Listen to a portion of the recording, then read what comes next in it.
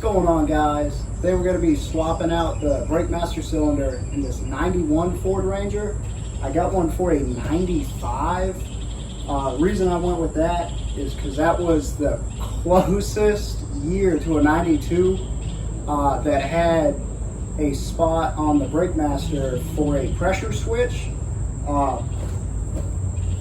Ended up going with an A1 Cardone. It was just a cheap one. The factory Ranger brake master switch is normally closed, and I needed to change it to a normally open. I'll make sure to post some part numbers and stuff for it. Yeah, any questions, hit me up in the comments. Let's get to it.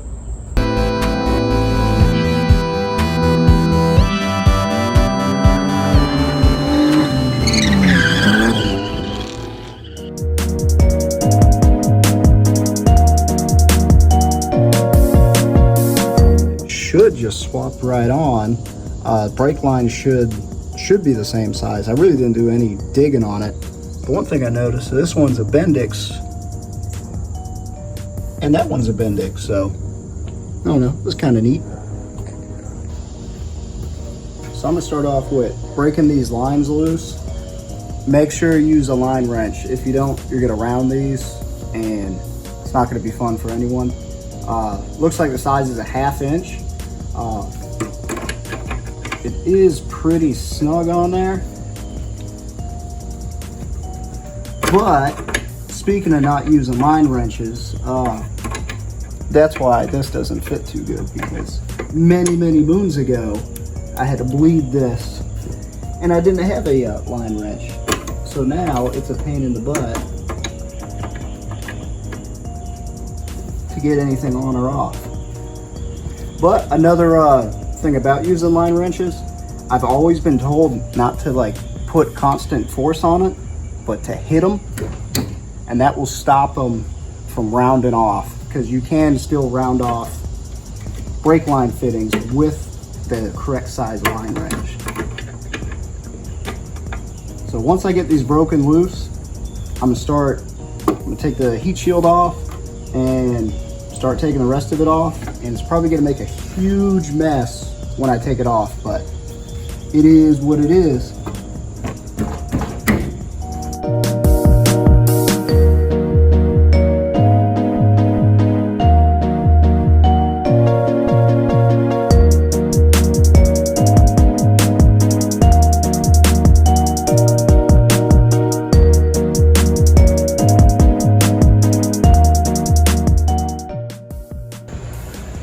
Alright, so now that that is off, I can swap the reservoir in.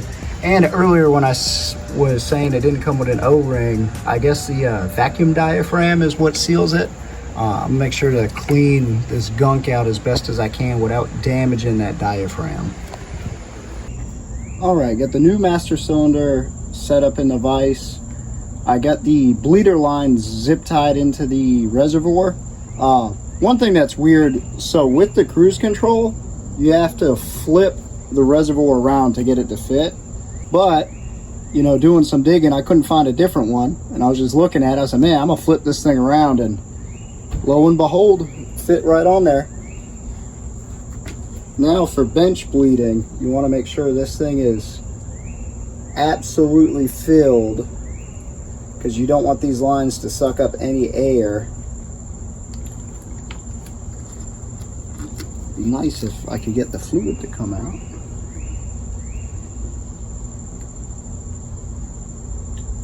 There we go, the lines are submerged. And all I did, I got it in a vise. It's not too tight because I don't want to damage it. And I'm just going to use this extension to try pushing this in as slowly and steady as I can.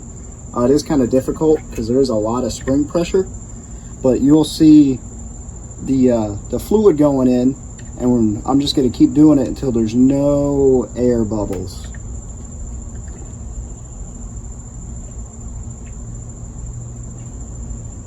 Yeah, you can see the air bubbles going in, slowly coming out.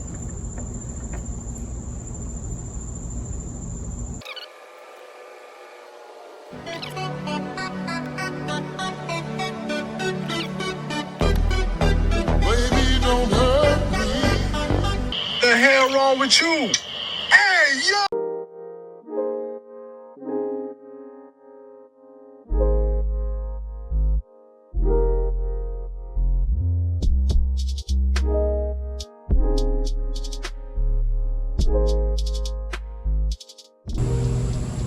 Alright, so I got that swapped out.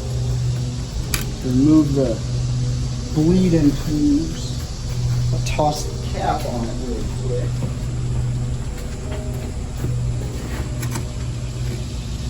And one thing you really don't want to do is get any brake fluid on paint or anything, because it will just take the paint right off. But one thing you could do to neutralize it is just use water. So anywhere you got, brake fluid, toss some water on it, and it should stop it from damaging anything. All right, get that swapped on. Still gonna need to bleed it at the master, but I don't have the tools to do it by myself because those tools are really expensive. So waiting on a buddy to show up. But in the meantime, I'm gonna start the wiring to this switch. I'm just gonna make a harness going right to the pedal switch. So it's really only gonna be about 3 foot of wire. Well, a little bit of bad news. The cruise control switch works the opposite of what I need it to. And of course there isn't an interchange or anything. So the switch is normally closed, meaning that whenever I hook it up, the brake lights are always on. But luckily there's a small parts store right down the road. They still use books, and they, it's a couple old guys up there that know everything. So I got some brake line. Let's get a thread into there. I'm gonna kind of bend this around to where it's out of sight, and I just get a pressure switch that is normally open, so that way whenever the switch closes, it'll turn the brake lights on. Kind of take this apart and see what I got to do to make it, not really make it work. I know it's gonna work, but see what I got to do to kind of bend this out and around. I think I might try bending it out and over, have the switch kind of further back. I got this little brake line bender. So I'm just gonna go, just kind of guess on how it's going to go. Definitely recommend one of these if you are bending brake line, because you don't want to kink it. And the shape of this allows you to, just bend it by hand, but you can get a nice tight bend without kinking the line.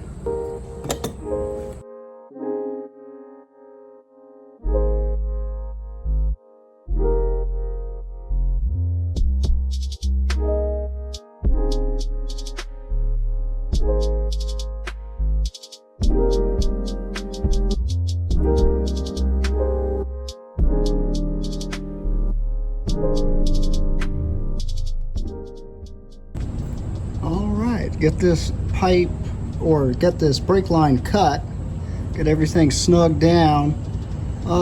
It's a little funky looking, but I like it. I just got to swap out these butt connectors for spade terminals, and it should be good to go. All right, get everything I need to make the harness. So just pull the length of wire off, cut them both the same. Got it chucked in the drill. I'm gonna tie it to that chair right there, and I'm gonna give them a nice twist. Whenever I do this, I always pull it pretty tight.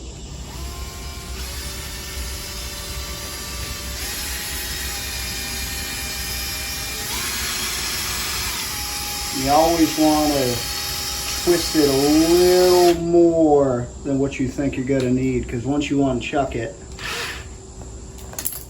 it's gonna twist back. But look at this nice twisted harness we got. Now I'm just gonna put it in the loom, and we'll be good to put it in.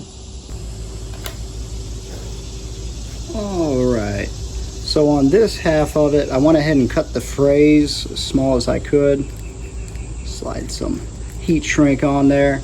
I'm not gonna do the other half because I know I'm going to have to cut it, but you know, the more I mess with this stuff, the more it's going to get frayed. So just got to get the one side done and go from there.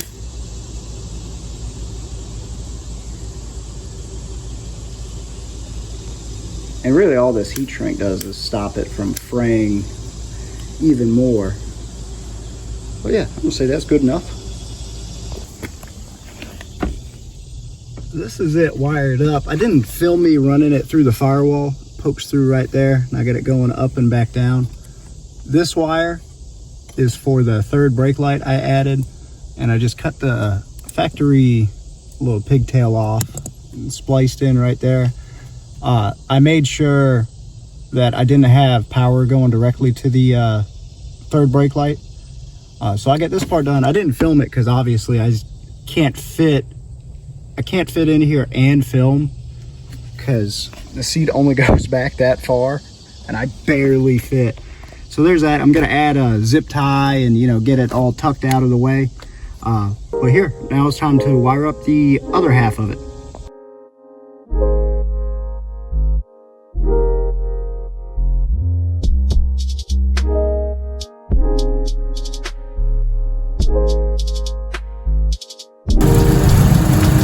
Alright, get everything hooked up. Now let's see how these brake lights work.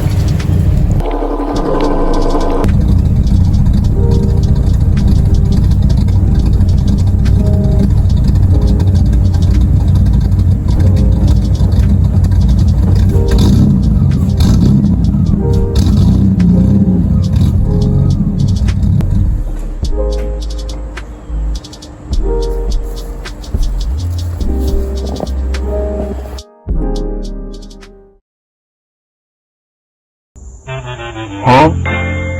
Huh? Huh?